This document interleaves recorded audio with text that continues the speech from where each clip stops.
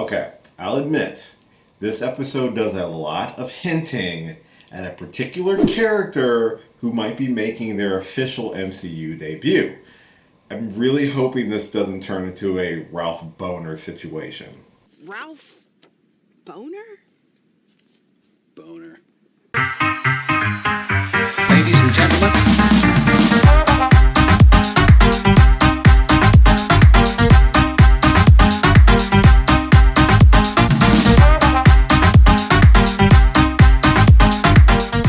Hey, what's going on, everybody? It's your boy Will, and I am here with my spoiler review for episode 3 of Hawkeye. That's right, we're back. I'm a day or so late, but I watched it, and I gotta admit, it's a really good episode. It went by super quick too. It was about a 43-minute episode, but where the episode ended, I'm like, that's it? It's over? It felt so fast, and I guess that's really good. Actually, this was a very action-heavy episode, and it had a lot of really neat. Had a lot of shit. I'm tripping up.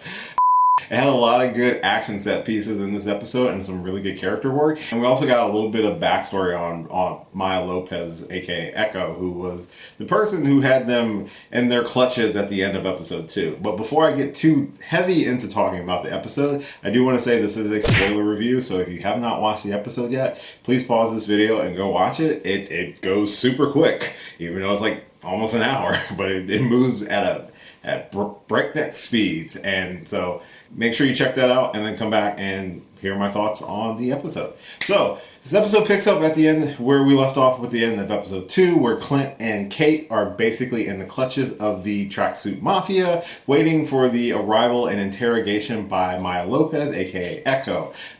We also get a little bit more of a backstory on Echo's character. She is a deaf individual, but she has the ability to basically look and watch people do certain actions and skills, and basically can memorize them just by watching them once and being able to perfect it. That's her innate human advanced ability. I don't want to say it's a superpower because it's very along the lines of somebody like a Daredevil, which we'll talk about that pretty soon. So we get a little bit more of her backstory. Her father was the original head of the tracksuit mafia, but was unfortunately cut down during Ronan's rampage. So she is seeking revenge on Ronan. Now, obviously, no one really knows who Ronan is except for Hawkeye, of course, because he is Ronan, and his wife. Everybody else doesn't know. Even Kate doesn't know, and Clint's very much tippy-toeing around that subject. He still does not want to be a role model. He does not feel he's a role model because of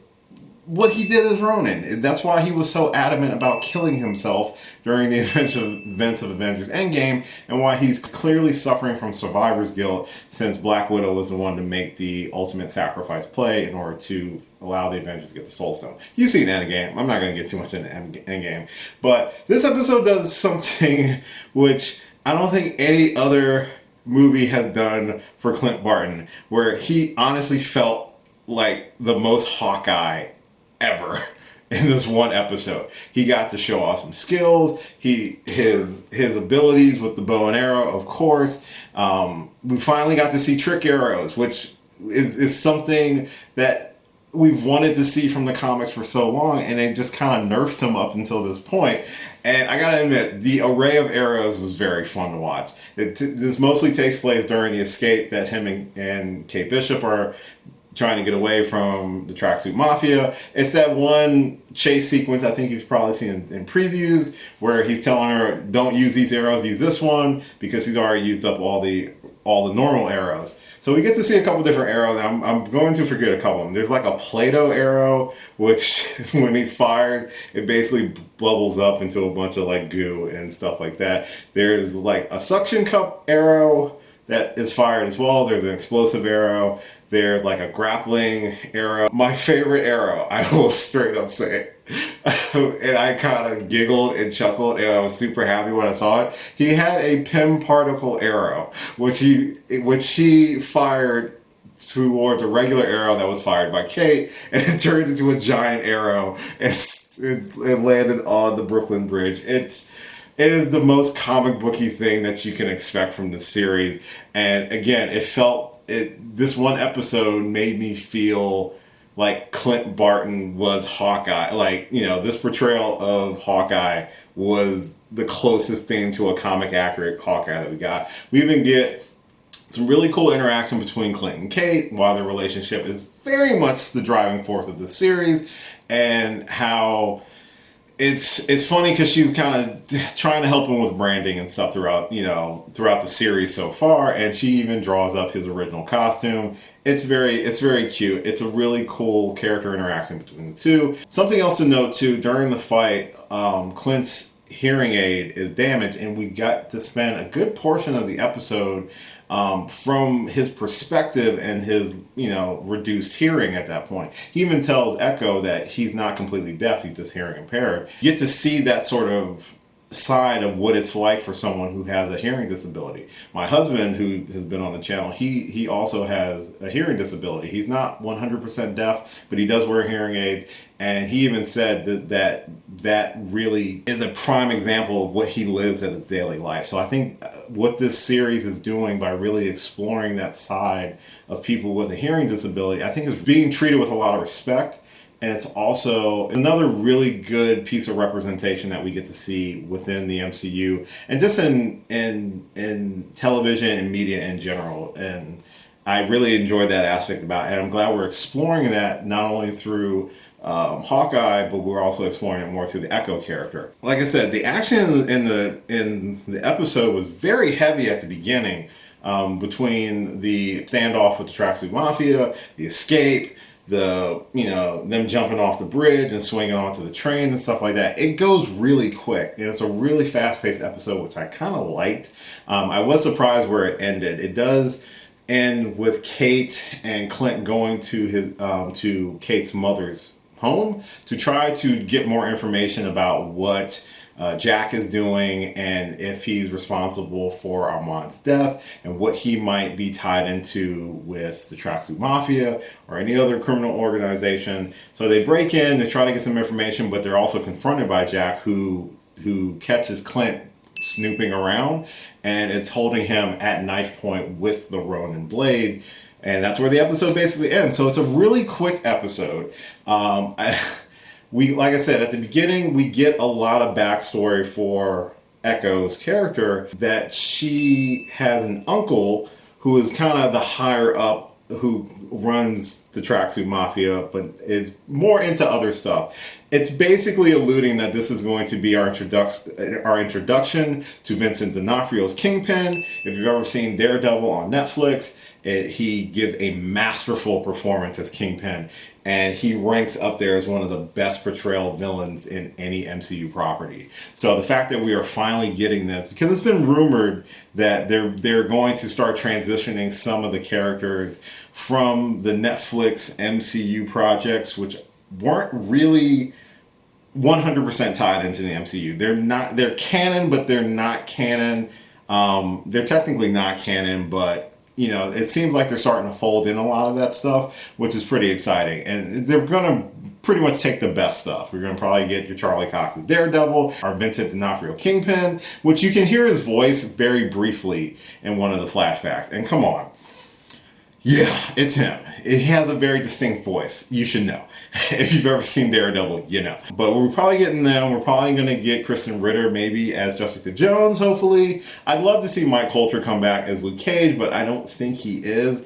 And yeah, we're not getting anything from Iron Fist. Let's just be real on that. But it's exciting that we are getting our first glimpses of Kingpin becoming a major player in the MCU, especially the street level MCU, which Hawkeye is very much a street level character. I really did like the episode. It was very fast paced. So again, it blew by like in a heartbeat. The action in the episode was fantastic. It really gave us a version of Hawkeye that I think we've been wanting in the MCU for a very long time. All the trick shots are great. He's excellent in hand-to-hand combat. Even Kate held her own as well. And I'm hoping with his relationship with Kate Bishop, I'm really hoping it helps him realize the power that he has as just an everyman to do extraordinary things. And he even tried to dissuade Kate a little bit too, because he does tell her there's a lot of sacrifice in this lifestyle, this line of work. And we see some of that sacrifice when he's trying to have a conversation with his son over the phone after his hearing aid is damaged and Kate's helping to interpret. You know, he made a promise to his family to be home for Christmas. That's the underlining through line of the series, is that he's trying to get home for Christmas. And he, as a dad, you can see that he feels like he's failing. And, you know, he's done a lot of bad things, and I think the one good thing he feels like he's done is trying to do right by his family, or trying to make amends for all the bad that he's done to try to give his family the best Christmas possible. And you kind of see a little bit of regret on Kate's face. Not enough, because she is hardcore in the life. And I'm worried that there's going to be a breaking point that's going to cause a little bit of a rift between the two of them. But of course, eventually by the end of this of the series or season, they're going to probably come back together. That's just an assumption. I don't think it's going to happen. I still love Kate's character. I love how headstrong she is, but we also get to see a little bit of her vulnerability when she was scared when Echo put her in a headlock and looked like she was about to break her neck. And you could see the fear, and Clint had to like snap her back into place. So I love the partnership that we're getting with Clint and Kate in the series. Overall, it's a great episode. It's the most Hawkeye has ever been. I love the tease of the Kingpin. I love how we're getting such great representation with hearing impaired and deaf characters now within the universe. It's great. She's also missing a leg, but she's such a badass, and I can see why she's getting her own spinoff. Hopefully we'll get a little bit of a redemption arc for her towards the end of the season, but we'll see. We've got 3 more episodes left. I'm very surprised at how short the episode felt, and honestly how little things happen besides the action set piece. So these next 3 episodes are probably going to rather be pretty long or pretty hefty on information and moving the plot forward or whatnot. So, but I'm excited. I'm still hooked on the show. I'm still tripping about the Pym particle era. That is still like my favorite thing now. My favorite thing. That's my overall thoughts of episode 3 of Hawkeye. Let me know your thoughts in the comments down below. As always, thank you so much for watching this and all my videos. I really do appreciate it. If you're new to the channel, hey, thanks for checking me out. My name's Will. I do reviews and I talk geeky shit.